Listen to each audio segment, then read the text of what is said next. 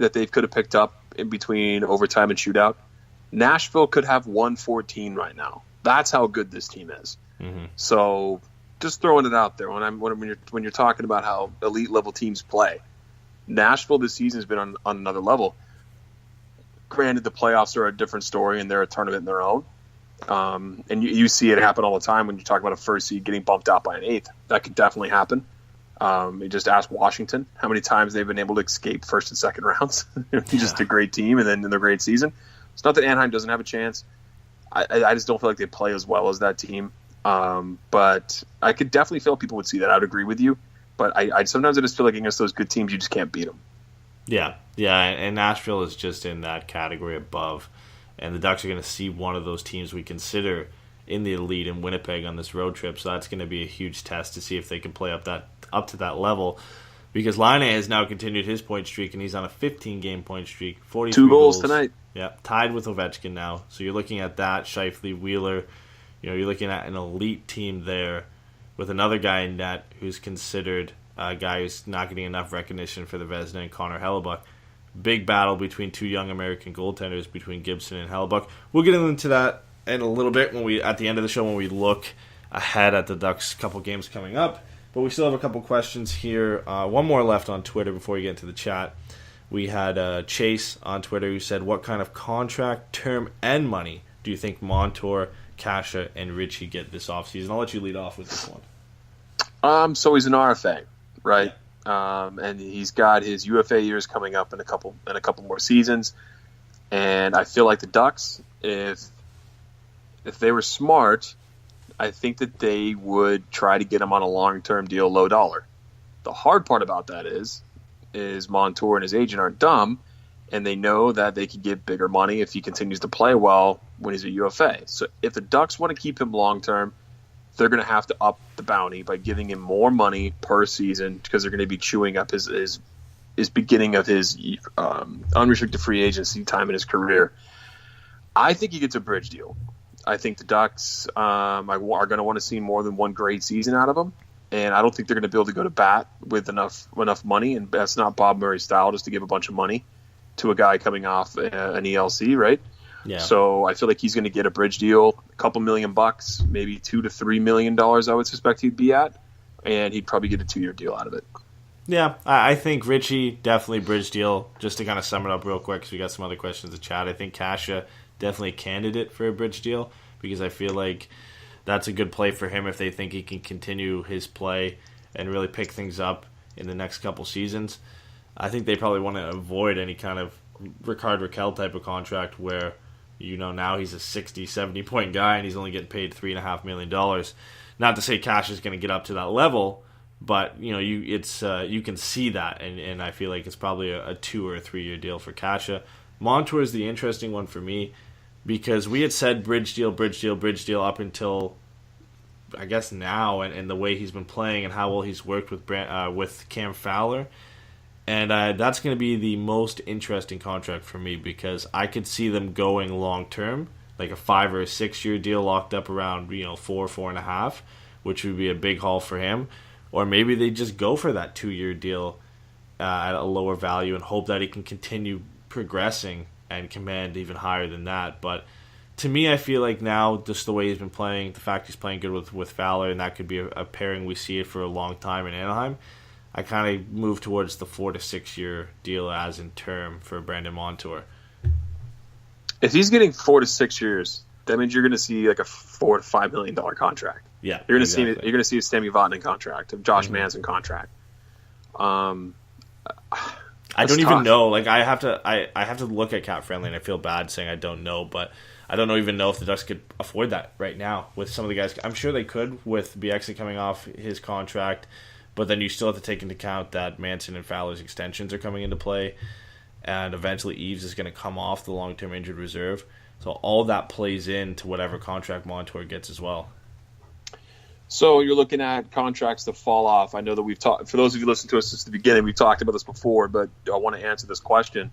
Jason Chimera falls off, Antoine Vermette, Chris Kelly, JT Brown, Nick Ritchie, Andre Kasha, Derek Grant, Kevin Bieksa, Francois Boschman, Brandon Montour. Those are the guys that are UFAs and RFAs. And the RFAs, Brandon Montour, Nick Ritchie, Andre Kasha. Chimera, no. Vermette, no. Chris Kelly, no. JT Brown, we all hope that he stays on. We'd like to see him slot in. But who knows what this Ducks team is going to be thinking here. You and I would definitely agree that Derek Grant's getting a contract, right? Yeah, probably a little small raise, too, like a $1.5 million deal, something around what Vermette's making right now. Sure. And then you're looking at, on defense, Kevin Bieksa. We said we could see him getting a $1 million one-year deal. Francois Beauchemin said he's going to retire there. So you get a little bit of money off. But as you reminded me when we talked about the contracts before, you're like, yeah, but Manson's going from $825,000 to $4.1 million. That's a huge jump. And then Cam Fowler's contract also kicks in from $4 million to $6.5. So you're talking about about $6.5 million and almost, right? It's about going up. So they don't have a ton of money to work with, but they need to find a way to make it work for them. They're either going to have to move somebody, but to get Brandon Montour in long term, they're going to have to ride the cap again. Yeah, it's going to be interesting because there's a lot of salary coming off and a lot of salary getting bumped up in extensions. Even Cogliano with his small $250K his boost in that sense kind of plays a role in what the Ducks are going to do. So it'll be interesting to see what they do. I'm going to move on to the chat because we're getting a little long here. We still got some questions in the chat. So just going to scroll through here. We already mentioned this. Gordon asked what happened exactly to Josh Manson. Dustin kind of confirming that and going a little bit in depth. He said hopefully Manson is okay, but if he has to miss some time with Bieksa being out, do you think Carlisle will put Holzer in or bring up a D-man from the Gulls? We can quickly answer this. I feel like he puts Holzer in, maybe calls up a guy from the Gulls for cover, but Holzer seems to be the most likely option right now. Yeah, he brought him up. He's going to play him. That's what I feel like it's going to be like. If Manson's out for any amount of games, you're going to see Holzer in. Yeah. I feel like hopefully it wouldn't be for any prolonged period of time. But that seems to be the most likely situation here. Chase going off of what Montour said, not a question, but just saying depending on the contract Montour gets, he's going to get his jersey next season because he's become one of his favorite players. I think not just with his play lately, but just the type of player he is, the type of guy he is off the ice. I think he's become a lot of people's favorite. Let's see here. Chase bringing up the play where Getzlaf shoved off Hischier off the puck with one hand and just muscled him to the ground. Didn't care that he's a first overall pick, just throwing him to the ice. That's a good move. That's a very Getzlaf move. So here, a good question here from Gordon. Gordon Bombay in the chat said, whose upcoming schedule is more difficult, Anaheim or LA? I'm going to have to bring up LA's schedule to answer that question. I'm going to guess just without looking. I feel like it's probably LA's, even though the Ducks have some tough games coming up. Their schedule is relatively light compared to a lot of other teams right now. So let me bring up LA's schedule here. So LA doesn't have an easy one. No. So they've got Minnesota. So Minnesota today. So I'm looking at it, the time, and it's 1:18 a.m. here, and I saw it was the 19th. I thought they played tonight. So you got Minnesota today, Winnipeg on Tuesday, Colorado on Thursday, then Edmonton, Calgary, Arizona, the Ducks, and then Colorado, Minnesota, and Dallas. So we talk about the Ducks playing a lot of teams right in around that playoff spot. LA's in the same boat, which we usually see anyway, because a lot of these teams are coming to the West Coast and they're going to be playing Anaheim, LA, and San Jose. I feel like it's almost comparable. I mean, they play a lot of the same teams. I might give a slight edge to LA and it being a little bit more difficult because they're playing Minnesota twice, I believe. They play Colorado twice. Then they got back-to-backs. Yeah, a lot of back-to-backs, but the Ducks don't have any. So they have the back-to-back Monday, Tuesday, and they have the back-to-back, I think, Thursday, Friday against Arizona and Anaheim. So they've got two they have to deal with. Which is good for the Ducks because that means they're going to pick up LA on the second half of a back-to-back and the Ducks are home. So yeah, I would say LA has the tougher schedule for sure, and they're playing playoff ready teams right away. Those first three: Minnesota, Winnipeg, and Colorado. I mean, they're all going to be fighting for it. So I would say LA's got the tougher chance. Yeah, and kind of going off the schedule here for the Ducks, D. Hef asked, "What's your prediction for this 4-game Canada trip?" He said the Ducks are going to go 3-0-1, overtime loss to the Jets. That would be ideal, but it's going to be tough. I don't know. What do you think? What do you think they go on this 4-game trip?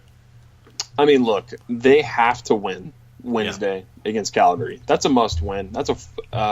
a team that's fighting to stay alive in the playoff race, and they're going to bring the nasty game. They're going to play heavy. They're going to go for hits. They've already been cheat-shotting away, Cam Fowler, and the Ducks have been involved with this team over and over again, talking playoff hockey. Calgary and the Ducks hate each other, as I said before. You can't miss this game if you're a Ducks fan. You have to watch. But they need to come prepared. They really, really, really do. I can't stress that enough. That if you're going to play a playoff-ready team, you have to just play them hard. And they can't sit back in Calgary on the road. I feel like they're going to win that game, though. It's the Ducks' style of game that they love to play. And then you're going to go into Winnipeg, and that it will be the first true test. I feel like the Ducks, not that they can't beat Winnipeg, but Winnipeg is really, really good, and there's some guy on that team with a nasty beard named Patrick Laine who keeps scoring and keeping up in the Rocket Richard race. I would have to peg them as a loss there, and then I feel like they should beat Edmonton, and they should definitely roll over Vancouver. So I would agree with this prediction there. I think they go 3-1. Yeah, and I feel this kind of the same way about that Winnipeg game. I mean, they have 3 days off before they go and they play Anaheim for that game as well. I mean, I know sometimes that works against a team, but I feel like it's going to be too much. And I feel like that's the only one you can kind of chalk up as being either a close game or a loss for Anaheim, because they really should come out and play well. I mean, they catch Edmonton on a back-to-back as well. Edmonton plays LA on the Saturday, and then they play Anaheim on the Sunday, so that's a good thing as well.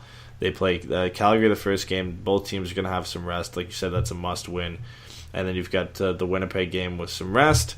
And then the last one against Vancouver, you also you catch Vancouver with a day of rest, and the Ducks have a day of rest, so that's will be an interesting one. But really, I mean, realistically, Vancouver should be a win. Edmonton, barring an insane effort for Connor McDavid, which I'm not going to put past him because he's an insane player, that should be a win as well. Calgary game's a little bit closer, but the Ducks, it's a must-win for the Ducks. Not that it should be a win based on the two teams, but it has to be a must-win with the way the standings are. And the toughest game, again, I think everybody's going to say this is going to be the game against the Jets. So I would agree. Would you have, I think, an ideal situation definitely is 3-0-1. I mean, you're picking up points in every game. 3-1-0 isn't awful if you're losing that game against the Jets. That's still a good thing. But you don't want to come out of this with leaving a lot of points again on the boards, especially against teams like Edmonton and Vancouver. I agree. We got any more in the chat? Yeah, like I think 2 more. So we had a Chase. I don't want to cut anybody off, but we are getting a little long on the show. Let's get those last 2 in. Yeah, we'll get them last ones in quick. So Chase asking, if the Ducks make a dumb decision of not re-signing Kasha, does that set up Terry or Steele to take a spot next season? Sure, I think so. Yeah. If they don't, I don't see why they wouldn't give him a contract. He's been a good player. He's hit a bit of a cold streak, but that whole line's been kind of cold. If you don't count a couple of places where they've been able to score. I know last game they turned it on a little bit against the Red Wings, Richie with a goal. And then Kasha and Henrique got assists in that game. So sure, they had one good game, but I think he really needs to turn it on. The playoffs always help your contract talks if you're able to perform when it's a must-need situation. So we'll see how he does here down the stretch, and when the Ducks make the playoffs, how he does there. But I definitely, I mean, why not? I mean, I really feel like Steele would be the guy to come up. Yeah, it will definitely be interesting. I don't think the likely situation is they do resign Cash. The only way he's not here is if he was involved in some type of trade, which I still don't think is likely. The interesting thing is, even if Terry ends up signing with the team or not, Denver's in the playoffs right now in the NCAA. His season could end as early as that first game because it's a win and you're in kind of situation in how their playoffs are set up. So if his season's done, we might see him. He could be one of the black aces for the Ducks. It'll be interesting to see how that works out.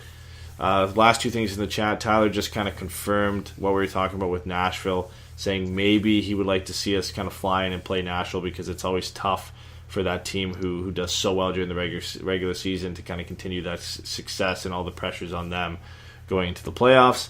And then the last one, Derek with a question. He said, besides the power play goal tonight, what do you guys think we need to do to be more consistent and have more success on the power play? Shoot the puck. It's that Shoot simple. Shoot the puck more. For me, it is. I mean, that's the dumbest, most cliche thing ever, right? We said that last show. I think I said, put the puck on net, score some goals. It's the Jim Fox from the Kings. He always says that, and I always make fun of him for it. But when you're talking about the Ducks power play, they really need it. They really need to get those pucks on net, and I mean that's obviously how you score goals. But I mean, there was been a lot of